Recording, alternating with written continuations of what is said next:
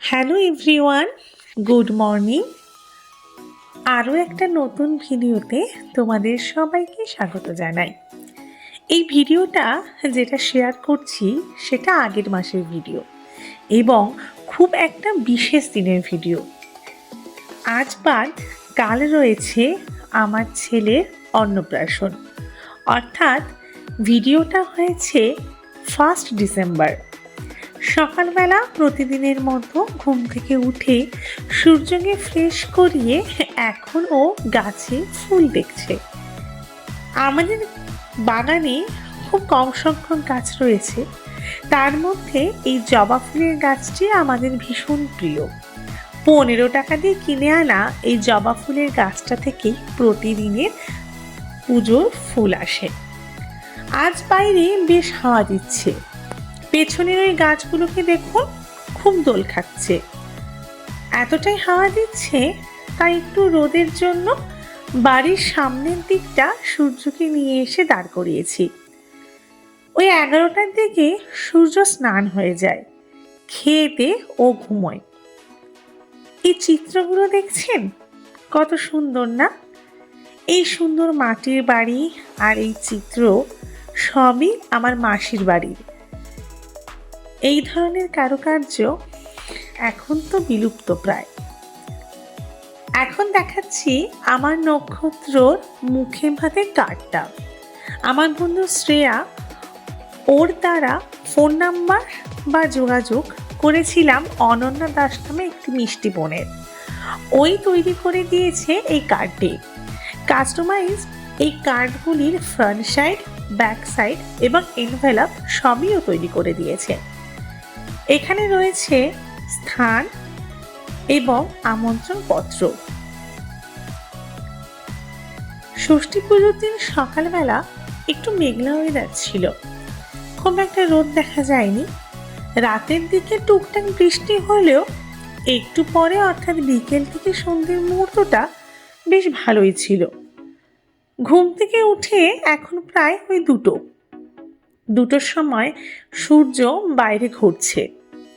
ষষ্ঠী পুজোর দিন হয়েছিল আমাদের ডেকোরেশনের কিছু কাজ, গায়ে হলুদের ব্যাকড্রপ, হলে কিছু কাজ হয়েছিল, তারই কিছু ক্লিপিংস তোলা ছিল, সেটাই আপনাদের সাথে শেয়ার করছি। বিয়ের সময় যারা আমার প্যান্ডেল অর্থাৎ যে ইভেন্ট ম্যানেজমেন্ট কাজ করেছিল, আমি চোখ বন্ধ করে তাদের উপরই বিশ্বাস করি, তাই জন্য এই মুখে ভাতের অনুষ্ঠানে তাদেরকেই বুক করে নিয়েছিলাম। সুন্দর এই ব্যাকড্রপটি করা হয়েছিল গায়ে হলুদ উপলক্ষে। কিছু কাঁচা ফুল আর আর্টিফিশিয়াল ফুল দিয়ে তৈরি হয়েছিল এই টোটাল ব্যাকড্রপটা। যদিও এটা পুরোপুরি কমপ্লিট হয়নি, সামনে একটা ডায়াস আর কার্পেট পাতা হয়েছিল। ষষ্ঠী পুজোর দিন রাতের মধ্যে এই কাজটা কমপ্লিট হয়েছিল। আর মেন যে অনুষ্ঠান আর প্রীতিভোজ হয়েছিল আমাদের কাছে একটা লজে। বাড়ির খুব একটা দূরত্বে না হওয়ায় ওখানে যাতায়াত ছিল আমাদের সর্বত্রই, কিন্তু রীতি রিচুয়াল, পুজো আচ্ছার সমস্ত কাজ হয়েছিল আমার বাড়িতেই। শুধু প্রীতিভোজটা করেছিলাম আমরা লজে। কি সুন্দর ডেকোরেশন না?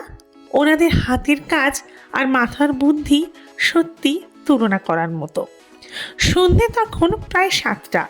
সুন্দর এই রাইসগুলো লাগানো হয়েছে। আমাদের বাড়িটা যেহেতু ছোট আর সেদিন একটু বৃষ্টি হচ্ছিল, তাই বাড়ির এই সামনের পোর্শনটাই আমরা সুন্দরভাবে আলো দিয়ে সাজিয়েছিলাম। সেদিন এই ছোট্ট বাড়িটা খুব সুন্দর করে সেজেছিল। মানানসই সাজ এবং লাইটের সাজ আরও সুন্দর করে তুলেছিল আমাদের সেদিনের অনুষ্ঠানটিকে। সেদিন আমার ড্রেস আপ ছিল এইরকম, পরেছিলাম সেমি কলাক্ষেত্র শাড়ি আর তার সাথে এই কাস্টমাইজ করা ব্লাউজটি। মেকআপটা অ্যাজ ইউজুয়াল আমার নিজের করা, আর হেয়ার স্টাইল আমি খুব একটা কিছু পারি না, তাই জন্য জাস্ট এভাবেই রেখে দিয়েছিলাম। আর সাথে ছিল আমার বিয়েতে পাওয়া এবং নিজে কেনা কিছু অর্নামেন্টস। গোল্ড জুয়েলারি সবাই ভীষণ পছন্দ করে, কিন্তু সাধারণত অনুষ্ঠানে তো ভারী গোল্ড জুয়েলারি পরা যায় না, তাই আমি বাড়ির কোনো অনুষ্ঠান রীতিমতো খুঁজি সেই সোনার জিনিসগুলো পরার জন্য, না হলে বিয়েতে পাওয়া এত ভারী ভারী জিনিসগুলো যা পরতেই পারবো না। যাই হোক, সন্ধ্যের ওই 7:30 নাগাদ শুরু হয়েছিল মা ষষ্ঠীর পুজো। পুজো প্রায় 3-4 ঘন্টা ধরে চলেছিল। নিজে পুজোতে থাকার জন্য সেরকম কিছু ক্লিপিংস তুলতে পারিনি। এই প্রথম দিকে একটু আর শেষে একটু। পুজো ভীষণ সুন্দর হয়েছিল। এই হলো আমার ষষ্ঠী ঠাকুরের জোগাড় পর্ব। এরপরেই পুজো শুরু হবে। হয়েছিল হোম, যজ্ঞ, আরও অনেক কাজ। ছিল নারায়ণ পুজো। আমাদের 21 দিনে যে ষষ্ঠী পুজো হওয়ার কথা, তখন সেটা আমরা করিনি। তাই অন্নপ্রাশনের আগের দিনই আমাদের ষষ্ঠী মায়ের পুজো করা হয়েছিল। ঠাকুর মশাইয়ের পরামর্শে খুব ভালোভাবে ষষ্ঠী পুজোটা আমরা কাটিয়েছিলাম। এই ছিল আমাদের 3 জনের আউটফিট। সূর্যকে সেদিন বর বেশে সাজিয়েছিলাম। সেদিন ওই 20-25 জনের মতো নিমন্ত্রিত ছিল। দেখুন, ওরা খাচ্ছে আর সূর্য বসে বসে দেখছে। চলে এলাম পরবর্তী পর্বে, মানে অন্নপ্রাশনের দিন সকালবেলা। ওই দিন আত্মীয় স্বজন মোটামুটি আমার বাড়িতেই সবাই এসেছিল। তারপরে এখান থেকে যাওয়া হয়েছিল হলে। বাড়িতে গায়ে হলুদ, মুখে ভাত, মানে বিশেষ কাজগুলো এখানেই সম্পন্ন করা হয়েছিল। বিয়েতে আমার ব্যান্ড পার্টি হয়েছিল। ভীষণ ভালো লাগে, তাই না? মনে হয় বেশ একটা অনুষ্ঠান হচ্ছে। তাই কম লোকের আয়োজন হলেও আমরা কিন্তু ব্যান্ড পার্টি বুক করেছিলাম। এই ছিল গায়ে হলুদের সময় আমাদের 3 জনের সাজ। এই যে হচ্ছে আমাদের গায়ে হলুদ, মানে আমাদের সূর্যের গায়ে হলুদ।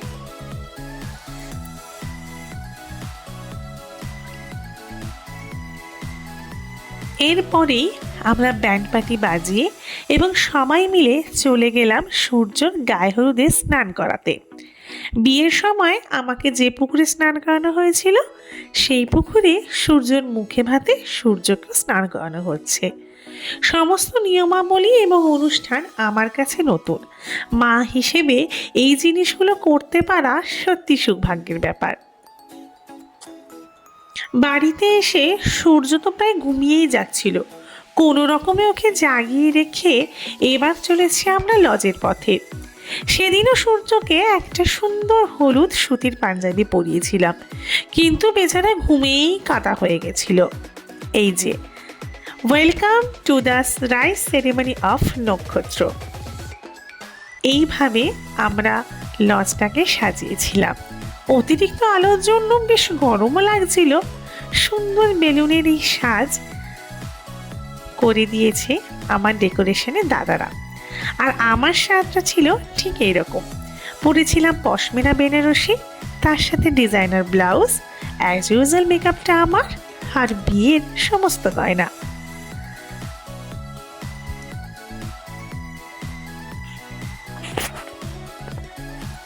রয়েছে এখানে সূর্যর খাবার। সূর্য যদি এর একটাও খেতে পারেনি, কিন্তু পায়েস দিয়ে, মানে পরমান্ন দিয়ে মুখে ভাতটা ওর 3 মামা এবং আমার বাবা, মানে ওর দাদা, করে দিয়েছিল আমাদের বাড়িতেই। জাস্ট ফটো তোলার জন্য আমরা আরেকবার সেট আপ করেছিলাম লজের মধ্যে। তার জন্য রইল কিছু ফটো। সূর্য বেশ ক্লান্ত হয়ে গেছিল, কিন্তু তবুও আমাদের সাথে সাথ দিয়ে গেছে। একদম শেষ অবধি ও কিন্তু জেগেছিল। আজকের ভিডিওটা এই অবধি। কেমন লাগলো এই ভিডিওটা আপনাদের জানাবেন। অনেকদিন ধরে এই ক্লিপিংসগুলো নেবই বা আপনাদের সাথে শেয়ার করব বলে ইচ্ছে ছিল। ফাইনালি সেই কাজটা হলো। আজ তবে আসি, টাটা।